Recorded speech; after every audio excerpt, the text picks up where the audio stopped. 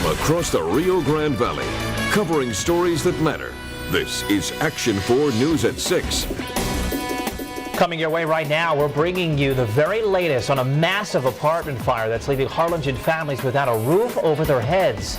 And Governor Perry is sounding off on marijuana use in Texas. We've got that ahead. We hope you're having a fantastic Friday. Good evening. I'm Ryan Wolf. And I'm Marcy Martinez. Thank you so much for joining Action 4 News. We're going to go straight to the chief because it is cold outside, possibly going to get colder. Yeah, tonight he's saying could be the coldest night yet. Right, Brian? Well, we're certainly talking about freezing temperatures across portions of the valley, and we could even see some freezing temperatures for a short time throughout much of the Rio Grande Valley tonight. Take a look at overcast skies in the forecast with lows around 32, 34 degrees. That's part of the problem. The one is reliant on the other. The temperatures, if we clear out, if the clouds thin out too quickly, we get colder, or we keep freezing temperatures just a little bit longer overnight tonight, like more than a couple of hours. So, plants, pets, pipes, the 3 Ps, check on all of those. And by pipes, I mean leave one dripping. Better safe than sorry overnight. There's a look at the wind chill advisory in the blue in effect until 10 o'clock. As well, we have the freeze warning that's in effect for the ranch country from Kennedy west to Zapata County till 9 a.m. The wind chill, that's what it feels like on your skin outside right now. With the breeze, it feels like 30 at Harlingen, 31 at Brownsville. Not too bad, all things considered. At McAllen, feels like 38. The satellite view shows the clouds thinning out. That's what we do not want to see. We don't want to see our blanket go away, get pulled away overnight tonight. We need that blanket. So we'll talk about that coming up in your forecast next. All right, Brian, thanks. Worth repeating tonight that you can track the weather 24/7 with our Action 4 mobile app, available in the iTunes Store and on Google Play. It is free. All you have to do is search KGBT or Action 4 to take us on the go. Well, the strong winds left roughly 24,000 people without power from Victoria to the valley in the past 24 hours. AEP is on it right now. Less than 1,000 remain in the dark. And if you lose power, AEP Texas wants you to call them immediately, 1-866-223-8508. And the verdict is in. The mastermind behind the kidnapping of a UTPA student is guilty of all charges. Action 4's Brett Crandall heard the verdict as it was being read, and he joins us live outside the McAllen Federal Courthouse with the very latest. Brett. After 5 hours of deliberation, the 12 jurors found Miguel Navarro guilty of 2 counts of hostage taking. Now, the jurors heard 3.5 days of testimony this week from a number of witnesses on the abduction of 27-year-old UTPA student Ana Elizondo. Elizondo was abducted from a UTPA campus parking lot on September 25th, 2012. Navarro was arrested along with Milton Trevino and Onan Frank Herrera, both of whom pleaded guilty to their role in the kidnapping last year. Now, Navarro's wife, Elva, was also later charged in connection to the kidnapping. And both Trevino and Elva Navarro testified in federal court this week against Miguel Navarro, saying that he was the one behind the abduction from the very beginning. The victim herself, Ana Elizondo, as well as her father and her brother, also testified this week, detailing how she was held for just over 24 hours for a ransom of $100,000. Now, sentencing for Navarro will take place here at the McAllen Federal Courthouse on April 10th. He will also be joined by Herrera and Trevino for their sentencing as well. Those two again pleaded guilty last year. Reporting live from the McAllen Federal Courthouse, Brett Crandall, Action 4 News. All right, Brett, thanks for that coverage. We've been live tweeting this case. You can follow Twitter for breaking news, exclusive photos, and updates on stories after our newscast. You can also chat with us on Facebook anytime. Right now, 11 families left homeless, their homes destroyed in a matter of minutes. Check out some of the photos as fire crews battled the blaze last night. Action 4's Valeria Ponte has been following this story. She joins us. That's right. She's live outside the complex in Harlingen. Valeria.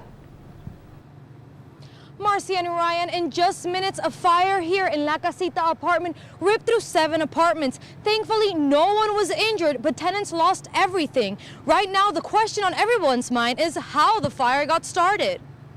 It all happened in a matter of seconds. Pop, like a bang. A little boy across the courtyard yelling that there was a fire, that there was smoke, and that the roof was on fire. So I looked up and I saw smoke coming from the rafters. Building B at La Casita Apartments was up in flames. All of a sudden, you know, the roof just started, fire started coming out of there. people rushing out of their apartments to safety, some running door to door, making sure everyone was out. So I started checking the sliders to see if there was anybody stuck inside, kids or anything, and I noticed that there was flames coming from this very middle apartment. Harlingen firefighters arrived at the scene, and soon after, San Benito and La Feria fire departments were called in for backup. In all, 7 apartments destroyed, leaving 11 people homeless. One Harlingen firefighter hospitalized tonight. We were very fortunate to get here so quickly because given the conditions with the high wind to keep this fire from spreading, because I mean there are buildings that are only 15, 20 feet away from the building that was on fire. It took more than an hour to control the fire. Firefighters stayed on the scene all night to make sure the strong winds didn't ignite again the fire. Just moments ago, I spoke with city officials and they say the fire was not started by a dryer and that arson is not suspected. Of course, we will keep you updated with the latest details. Live in Harlingen, Valeria Ponte, Action 4 News.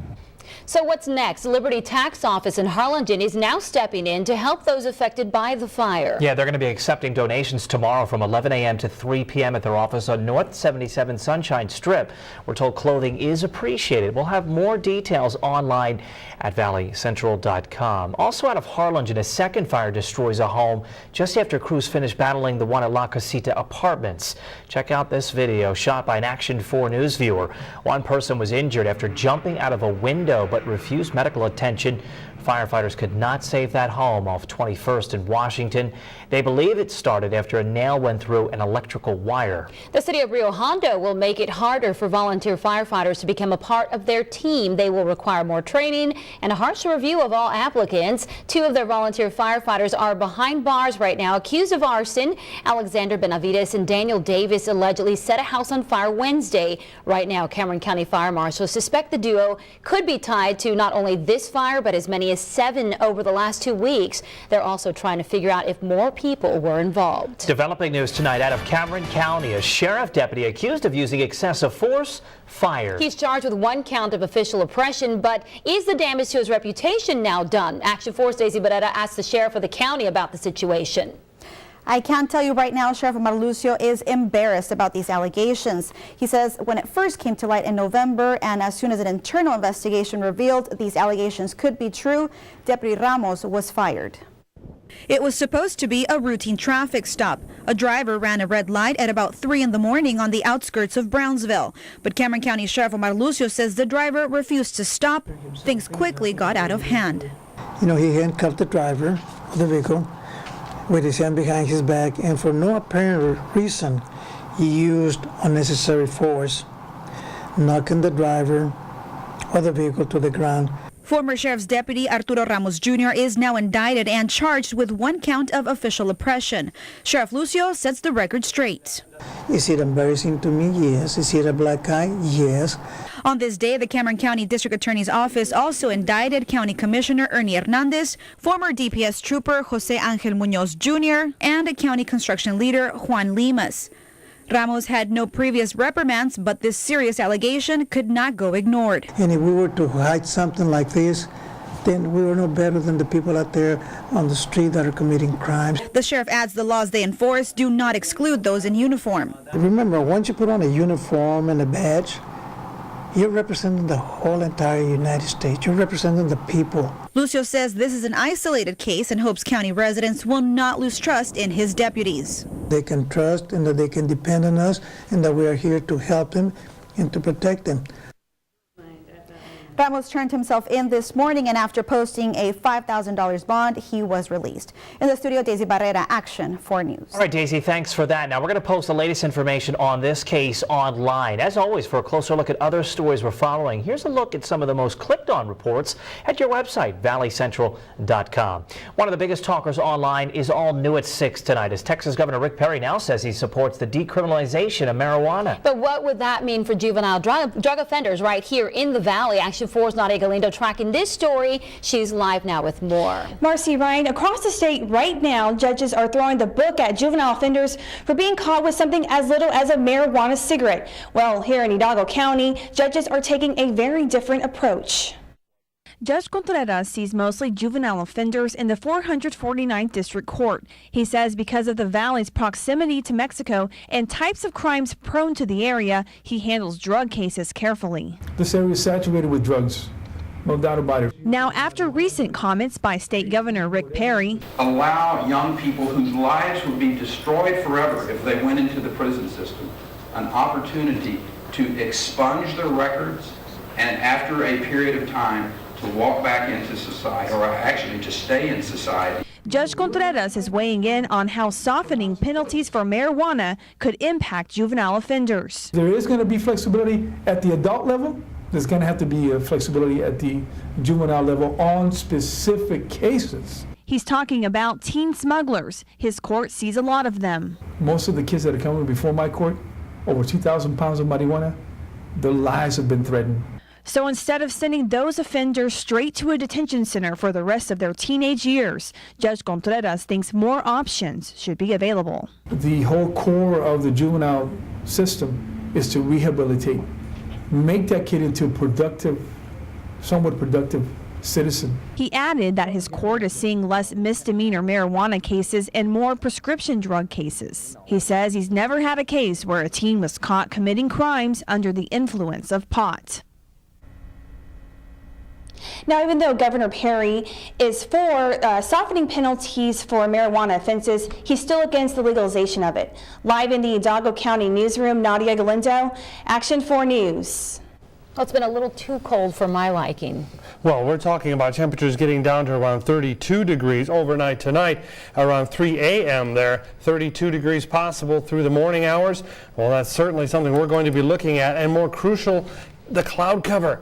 If we lose our clouds, we are going to get colder. So we're going to focus on that in your forecast next. All right, still to come right here on Action 4 News at 6, an all-out brawl.